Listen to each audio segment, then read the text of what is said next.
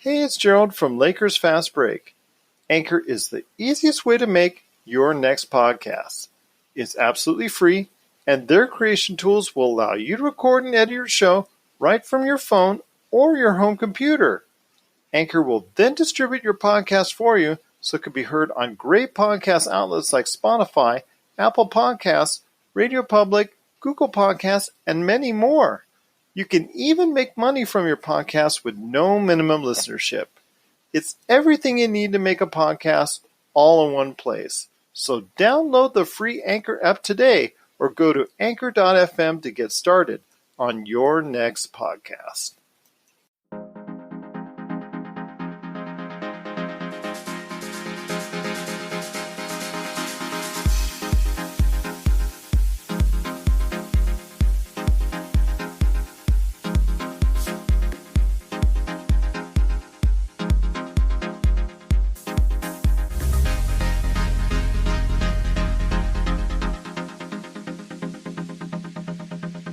And we're back with another episode of the Lakers Fast Break podcast. It's Gerald Glassford coming right back at you here from the Lakers Fast Break, Pop Culture Cosmos, Inside Sports Fantasy Football, and Game Source.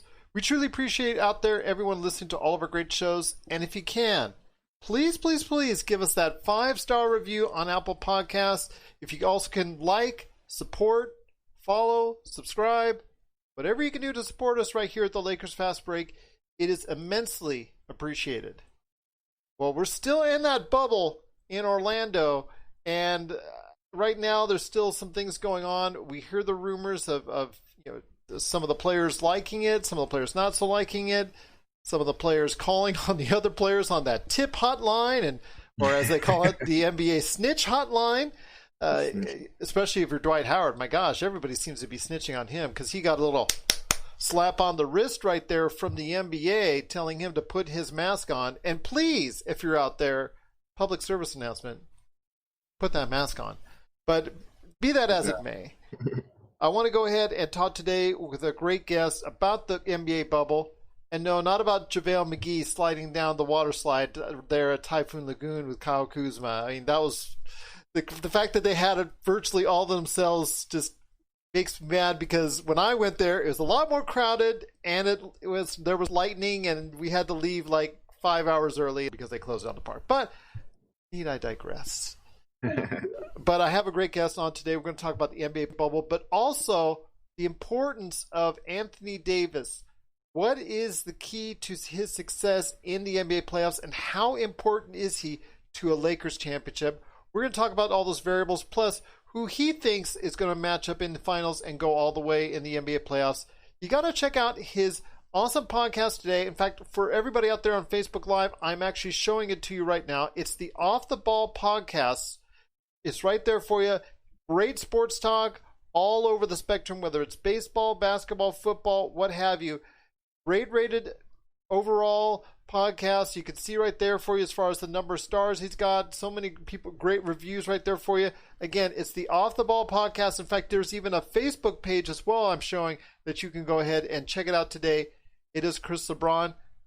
And I'll tell you what, if there's no better last name to have right now in the NBA playoffs coming around the corner, it is yours, my friend. Thank you so much for joining me today. Gerald, this is a pleasure. Thanks for having me on, man. I'm excited to chop it up with you. Well, we're really great to have you here. It's just so awesome indeed. But I'm so excited because it's right around the corner, my friend. It's right around the corner. Next week, as we're talking, the scrimmages begin. Mm-hmm. I know there's been a couple of family matter issues, like Zion and Montrezl Harrell is the latest to go ahead and leave the campus and leave the bubble. So I'm a little bit concerned about that. I know Adam Silver, especially when it comes to Zion, is concerned about that, as far as when he will come back, how long is he going to have to be quarantined, et cetera, et cetera, et cetera, et cetera. But overall, so far so good as far as the players within the bubble. I think virtually all of them are testing negative. The only positives are individuals that were on their way in transit, like Russell Westbrook, Eric Bledsoe. I don't think they had met up with the team at that point in time, so they're quarantined. The only thing I think Michael Beasley was the one that actually had, he was in quarantine, and he just left. I think pretty much, his tenure, his tenure with Brooklyn is done. But I want to hear your thoughts on the NBA bubble so far. First off, how is it going for you in your expectations? How do you think it's coming along, and are you satisfied with what the NBA has done so far? I mean, the NBA has done probably the best job out of all the sports as far as having a plan. Adam Silver has really, I've said this on so many occasions. You don't plan for an outbreak to happen. There's nothing in the handbook that tells you how to deal with a virus that has killed, so many people and has infected many more. So they have done the best they can. It's not easy to try to figure out how to get to restart the season. So I feel like they've done everything how they handled the bubble situation. Like you said, other than guys for the most part that haven't traveled, with the teams and stuff. No other than Beasley, no one's has to get tested positive so far. Hopefully we that stays that way. It's going to be interesting to see once play begins and how that will work. But so far, I mean, the NBA has done a tremendous job, and Adam Silver should get high praise for it because this isn't easy to get a bunch of guys to pretty much say you can't see your family for months, especially if you're a team that's gonna make a deep playoff run. That's 3+ months of not seeing your family, and it takes a lot. That's a big sacrifice you're making, and I give kudos to the players for making that sacrifice because a lot of people don't have sympathy for these guys because they're millionaires and they're making so much money, but at the end of the day, a lot of these they have families, they have kids, they have wives, girlfriends, mothers, fathers they have to take care of, and not seeing them for a long period of time is definitely tough. But the NBA has handled this as good as possible, and it's a reason why Adam Silver is the best commissioner in sports. He's done a tremendous job getting this together, and it's going to be interesting to see once we get playing how everything works. So I'm looking forward to that. I'll tell you what, I'm very satisfied with what the league has done so far. I wish they would be a little bit more allowant on what they're going to go ahead and say in the back of the players' jerseys. I wish they would have been a little bit looser on what they can and cannot say. I think there could be more powerful statements than what they're allowed to say in the NBA already. I also want to give a big shout out to Nancy. Say hi to you right out there. Thank you for watching the show right now. And I know we've got a lot of viewers as well. Thank you so much for listening to us and watching us right now on Facebook Live. But I for the most part, you got to say when you're spending close to, I think it's $150 million that they will be spending overall when it comes down to it by the time it's all said and done. Mm-hmm. They're selling nothing short, and they're making sure that they're trying to provide the best platform possible for the player safety of the NBA. You've already heard, as far as, like I said before, the snitch hotline where everybody's snitching on each other. I'm sure everybody's trying to snitch on LeBron, Kawhi, and Giannis right about now. Yeah, Giannis. He has no mask on for like several hours. He's had no mask on. Yes. Oh, this is not LeBron James. No, this is not. No. And hang up there right there for you. Something like that.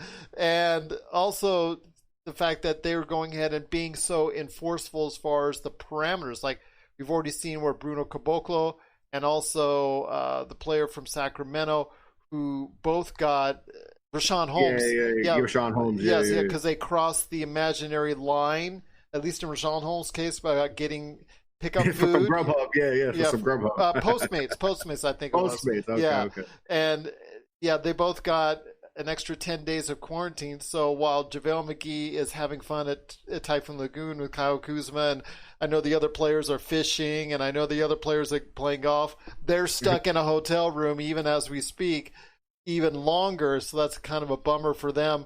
But I want to, it makes me so glad that the NBA is truly backing up everything. They're really taking it seriously. Obviously, when they sent out that 100-plus page memo, they were very serious about it.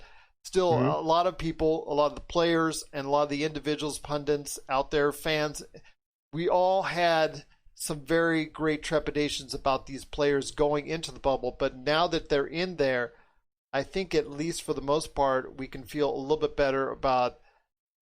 I don't want to say, and I don't want to go knock on wood, that there's going to be a breakout, but I can say at least the NBA is trying to prevent it as best they can. Yeah, you're absolutely right. They're like I said, they're doing the best job. I mean, we've seen how baseball has handled their comeback and their start to their season, and how ugly that's gotten.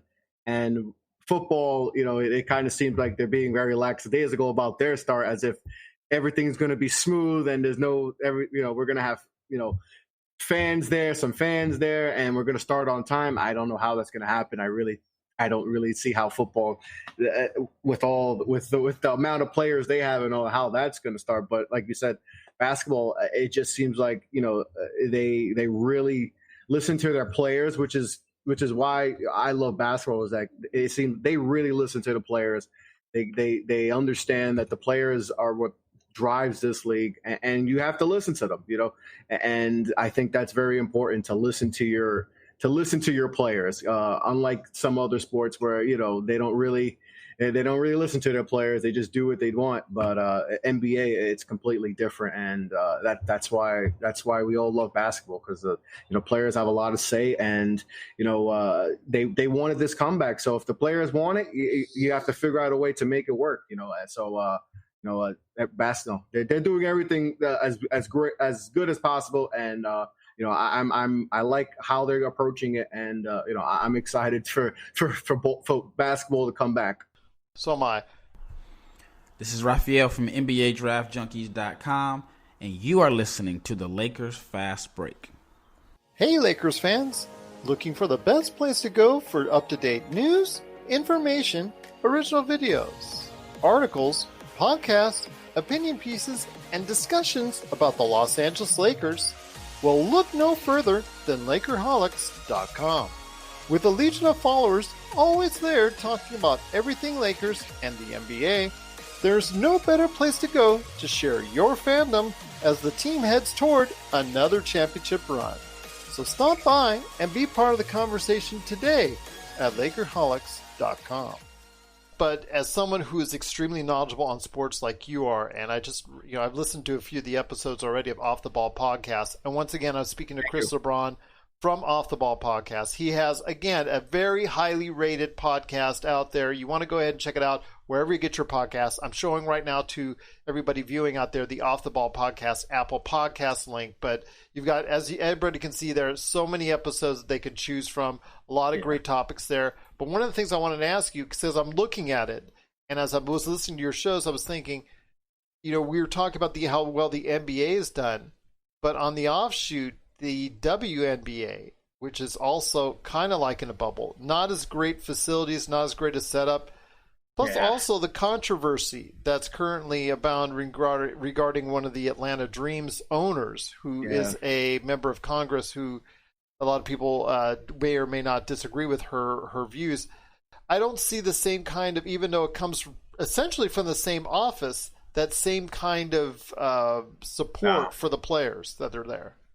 Yeah, I mean, that's always been an issue with the WNBA, the support and just how they've been treated as far as pay and just promotion and all that. It's been tough for the WNBA. I know they had negotiated a new deal where they'll get compensated better. I mean, you hear the horror stories about the WNBA, and a lot of these tremendous athletes have to go play overseas to make money. And we saw Breanna Stewart, who was one of the best players in the league. She tore her Achilles overseas. Yeah. That shouldn't be the case. If you want to make this league marquee, you got to make sure you compensate your players where they don't have to go overseas and risk their health for you. I mean, Breanna Stewart tore her Achilles and she missed out on a lot of time. We see the U.S. women's soccer team. Where does where does the majority of them make the majority of their money? It's overseas, if I'm not mistaken. Yeah, and that shouldn't be the case. It should not be the case. WNBA is, there's so much talent in WNBA, and it just shouldn't be the case. I can understand. Some people will tell you that, oh, well, it's not, the athleticism is not there, and that's why they don't get sponsorships, and that's why they don't get the publicity, blah blah blah. And you hear that, and that's kind of, of course, obviously they're not going to be as athletic. We get that, but the basketball is still great. It's great. It's high level basketball. I mean, some of these girls could probably beat some of the guys we see in the NBA. And it's unfortunate. And I saw the conditions in their bubble, and it wasn't pleasant. No. That was tough to see, and they shouldn't have to go through this. I mean, this league. I mean, when this league first came up, it was tremendous. It was must see, and it seems like they just declined the product. They're not showing the same. Obviously, you're not going to show the same level of the NBA as far as network deals and all that. But this, like I said, there's some really good players. There's some really good teams out there, and for them to not take it as serious with the WNBA, it's just unfortunate.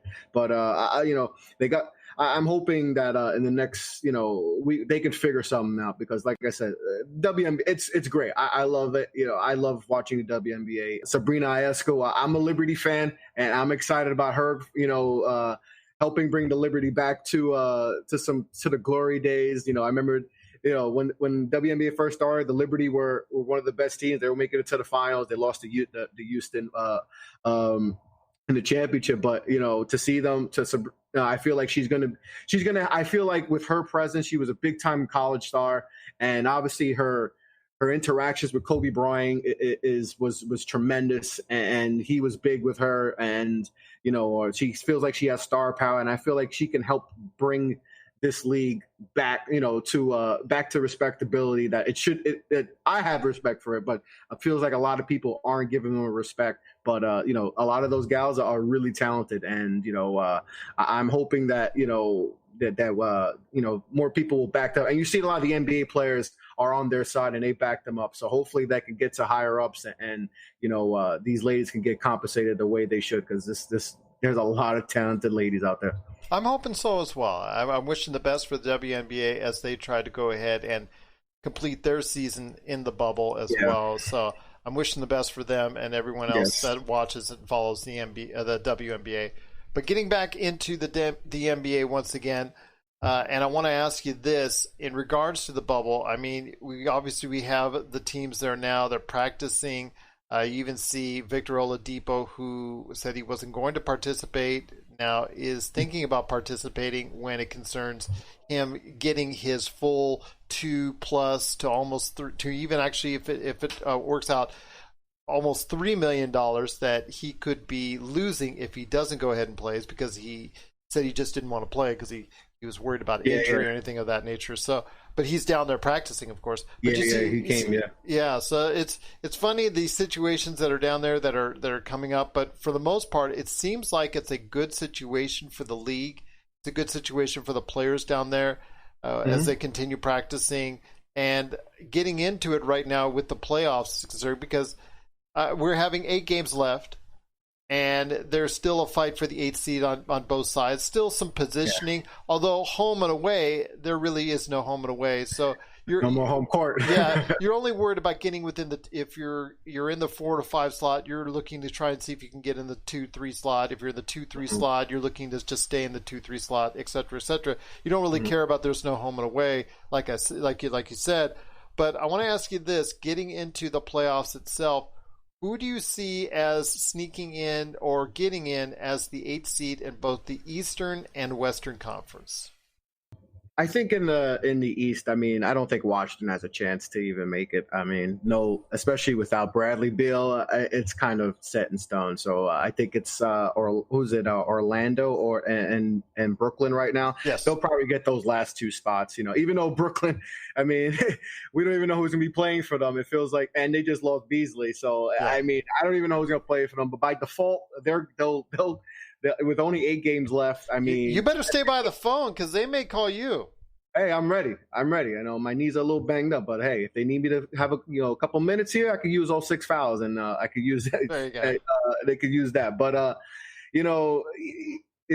think it's going to be Brooklyn and I'm thinking of the team. I just said the team. Orlando, yeah, and Washington has no chance. And in the West, I mean, the Memphis has just been tremendous this year. I mean, only one game under 500. To think that they would start this, this rebuild so quick. I mean, I think we thought they'd be improved, but not to this extent. Yeah. To play tremendous basketball. John Morant is, runaway rookie of the year. I know people want Zion, and I love Zion. I'm a Duke fan. I love Zion so much, but it's Jaws. He's the runaway rookie of the year, no matter what.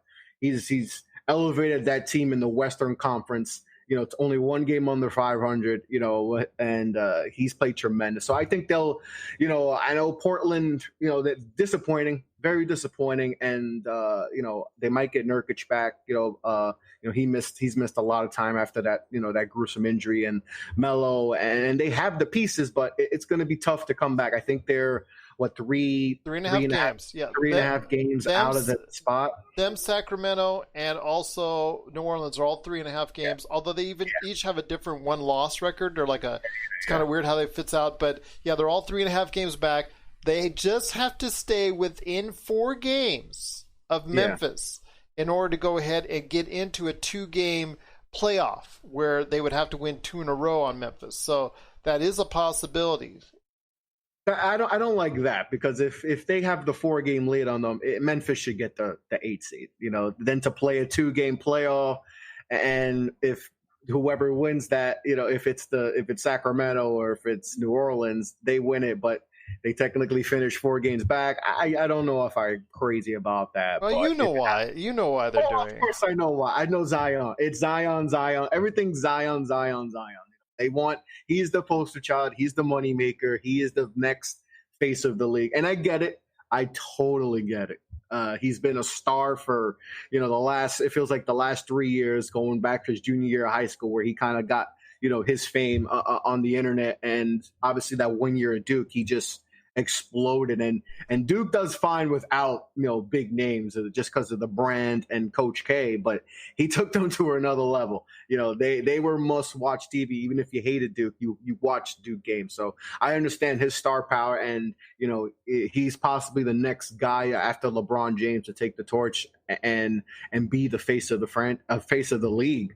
So I understand that why they did it. It makes sense. Because, and I think they have one of the easiest schedules for the rest of the season. So, I mean, they obviously, we all know they want Zion and New Orleans in that 8 seed. But I just think Memphis just got too much of a lead, and, they just got a more complete team right now than New Orleans. And I think Memphis will take that 8 spot. Well, there you go.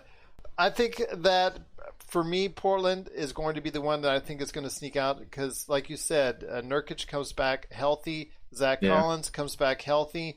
So they have 2 big guys. They don't really have a wing player that's going to be able to help make a big push with them because Trevor Ariza is out. And also, of course, Rodney Hood's still out. But they're still, with the backcourt of Damian Lillard and also C.J. McCollum, I think that along with the big guys getting back healthy could give them that push to go ahead and get within the amount of games necessary to go ahead and get in that 2-game playoffs. And I see them matching up very well against Memphis if that's the case. Yeah, I mean, and they got Carmelo Anthony too. And, being a Knicks fan and seeing Melo for all these years, I'm rooting for him in any way to get far in the playoffs. So if that's the case, I mean, like I said, they were in the Western Conference Finals last year. So they, obviously, this season was a bit of a disappointment, but if Portland were to get there, they obviously would have the edge over Memphis, as far as just having experience and all that. But I just like this Memphis team, man. I just something about them. Jaws playing, Jaren Jackson. They just got some nice pieces there, and I feel like they're going to hold on to that lead for sure. We'll be back with more of the Lakers Fast Break podcast. Check out what's been going on with the Pop Culture Cosmos Show and the PCC Multiverse. I see the potential for basically like another Netflix kind of paradigm shift where here comes this other major player. They have a ton of resources. Apple could change the way that entertainment is consumed. They say it's the only time this year that you'll have stars from each brand battling each other, and we know it's not going to be the case, but they like to say that, and more power to them, I guess. Well, it's a big first step, bringing all those superheroes together. There were definitely some parts of the movie that I really enjoyed, and then there were some parts that I thought just kind of fell short of expectation. Part of it has to be something to do with how it's being promoted, and this is a thing where audiences do not agree with critics. That's the Pop Culture Cosmos Show. And the PCC Multiverse, every week on Apple Podcasts. And over a dozen of your favorite streaming and podcasting options. Once again, I'm speaking to Chris Lebron from the Off the Ball podcast. You got to check out what he's doing today on every available podcast outlet. Again, you're watching it on Facebook Live, his Apple Podcast page right there. Also, he's available on social media. You look right here on Facebook. Go ahead and like what he's doing today. In fact, I'm doing it now as we speak right here at the Lakers Fast Break. I'm going ahead and liking his page on Facebook.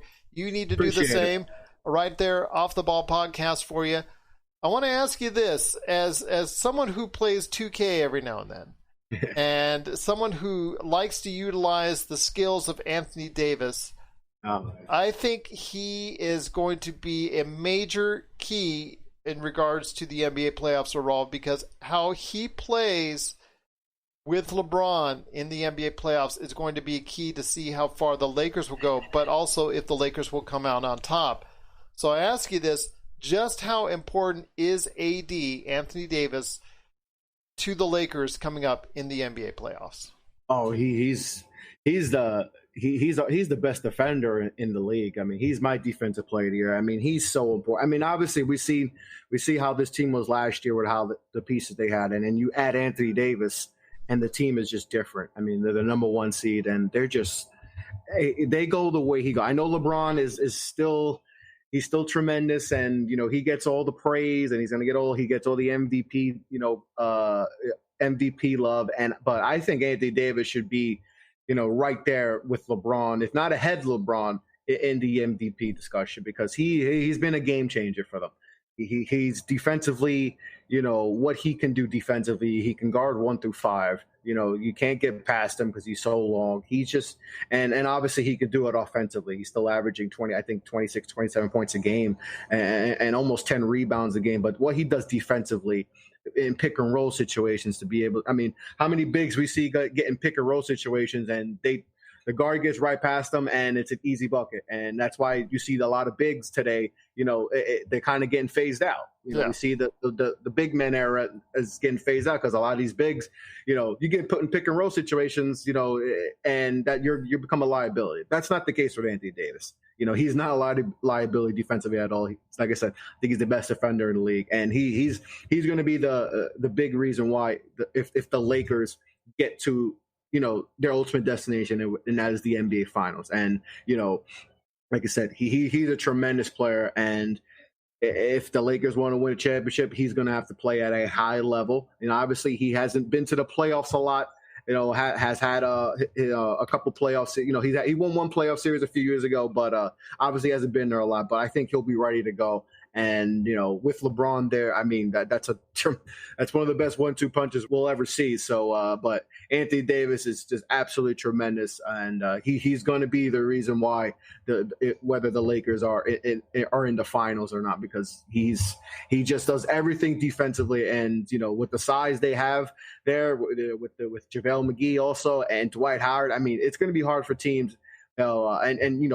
Green, Danny Green also is a solid defender. LeBron could still defend. Is not as good a defender as he was a few years ago, but still a good defender. I just think that he anchors that defense, and he makes everyone else a better defender. And so he's going to be the glue for that team, because he's tremendous, absolutely tremendous. He's Tim Duncan, but maybe better. Obviously at the accolades, but just for pure talent, he's Tim Duncan with maybe a better offensive game. It's crazy how good he is, and he's gonna get to showcase this, and this is gonna be his moment to see where he stacks up, as far as all-time greats, because this could be, his shining moment. Absolutely, and it better be if the Lakers want to go far in the playoffs. Yeah. And before we go and turn it over to you to go ahead and sell to our listeners and viewers out there why people need to check out the Off the Ball podcast, let's go ahead and finish and wrap up the bubble playoff conversation with your thoughts on who will go all the way in the Western and the Eastern Conference as far as a matchup, and who will ultimately win the NBA championship. Well, before the season started, I had the Sixers taking on the Clippers. Obviously, the Sixers have gone through their ups and downs this year. Interesting to see how they'll look going into the bubble restart. Obviously, Ben Simmons, they're going to put him at power forward, so maybe that'll change up. They'll have some him and Embiid as their bigs. Should be interesting to see. But in the East, I'm going to go with Milwaukee. I know. I feel like last year, the disappointment of being up 2-0 and them losing 4 straight, and just how, Giannis, obviously the Giannis MVP last year, and he kind of did it with just going to the paint and just driving. And, we saw in the last 4 games against Toronto how they kind of build the wall. Yeah. They build the wall and said, we know you can't shoot, and the only thing you can do is drive. We're not going to let you get past the foul line. And I think, he's learned from that. Obviously, he has developed a little bit of a jump shot. Still not perfect. He's still a work in progress, but at least it's respectable. So I think that's going to be big. And Chris Middleton's, he's had a tremendous year too. 22 points a game. I think he's 90, 50, 40. I mean, that's really impressive for a guy like that. So he's going to have pressure on him, and they're going to need him to step up his game. But I see them coming out, and in the West, to me, it comes down to the Battle of LA. Those are the 2 best teams. I don't see anyone else coming close. It's going to be Clippers versus Lakers, and I'm going to go with the Lakers. I just think LeBron is just destined to get to the finals. I know the Clippers have the depth, but it seemed like they had some chemistry issues, with their team early on. But obviously, I wonder how that's going to be, with the restart. But they have depth. Obviously, they have so much depth. Their bench can probably beat a lot of teams' starting lineups. Montrezl Harrell, Lou Williams. They got so much. Zubac. They have Reggie Jackson. They just added, so they got so much talent. But I just think LeBron and AD combination, I think gets it done in 7 games versus the Clippers. And, it's going to be interesting to see how Kawhi and Paul George help. They've been battling a lot of injuries this whole year, so it's going to be interesting to see how their health is going into the bubble. But I just think it's Lakers' destiny to get there, and I think the Lakers win it all. I think the Lakers win the championship, and it adds to LeBron's legacy and adds to that Laker legacy that he's been wanting. He came here because he wanted to be a part of that allure. He wanted to be with Kobe Bryant, Kareem Abdul-Jabbar, Magic Johnson, James Worthy, Shaquille O'Neal, all the greats, Pau Gasol. He wanted to be a part of that legendary core, because a lot of, to be considered a great Laker, you got to win a championship. So I think that's the mentality. And obviously, the unfortunate passing of Kobe Bryant, I just think he's, we've seen how LeBron's that look of his, and I just feel like it's just destiny, and the Lakers are going to win the championship this year. Well, that's right there a great statement, because I feel the same way. Although you got to remember that LeBron was also coming here to LA to go ahead and grow his production company, and he's made some deals already that have been very impressive, and his future after basketball, or even outside of basketball, looks even brighter possibly than what you could say right now from his playing career, because he's already signed some big deals in Hollywood, and his and himself as with his production company. I mean, that's the reason, one of the reasons, like you said, outside of continuing the Laker legacy, was to go ahead and build a career after his playing days are done. And he's doing so in the form of just enhancing his portfolio, and especially with his production company is doing so indeed. But I couldn't agree with you more. I'm picking the Lakers. I think the LeBron-AD combo is going to be difficult to stop. AD, I believe, is ready to go ahead and meet up to the challenge. He certainly looks like it. Hopefully he won't get his affinity for little injuries here and there like he seems to pick up during the course of a season. He says he's healthy right now, so it's a great sign for Lakers fans out there, so I'm looking forward to it.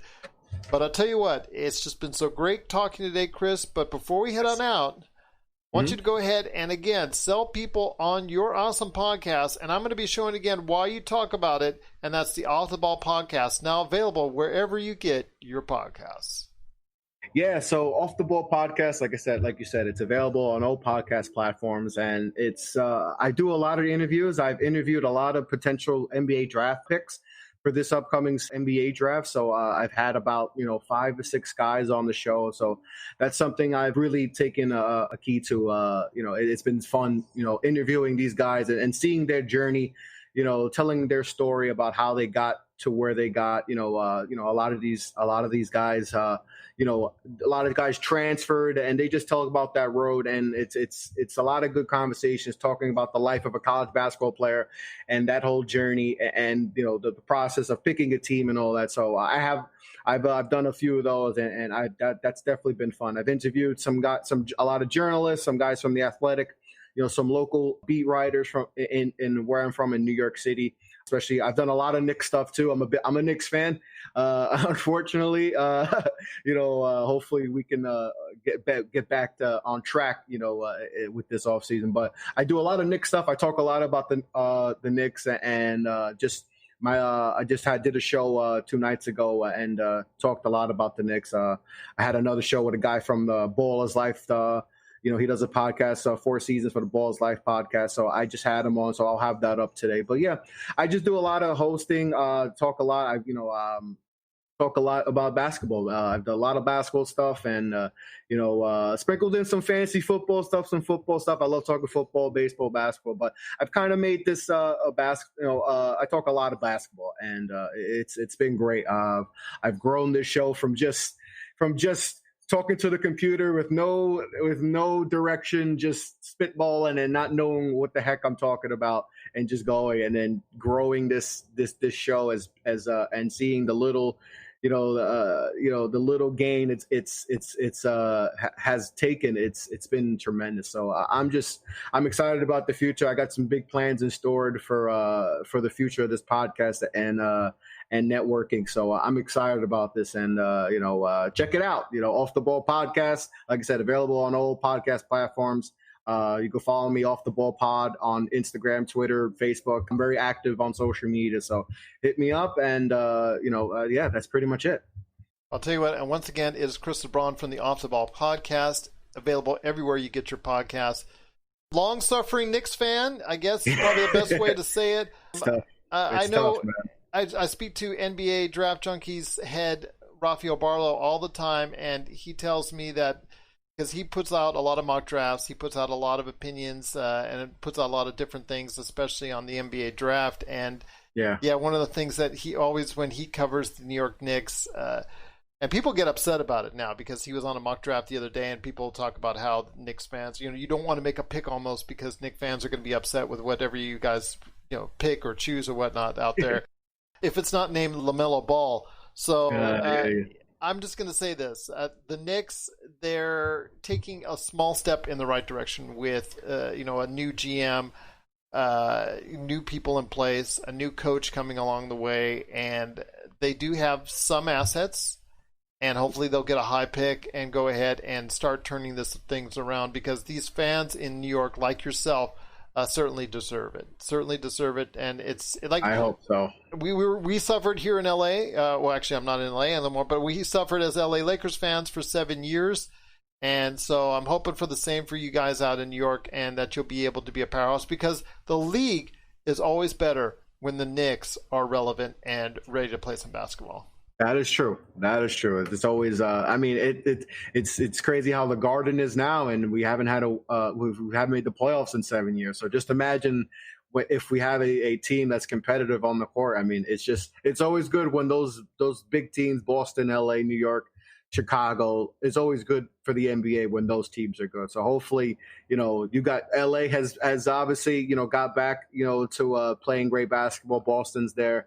Chicago, New York got to catch up. So hopefully, with a good off season, we can get back rolling and get back in this playoff hunt, because I'm starving for it. It's too long, man. Too long, man. One suggestion, though.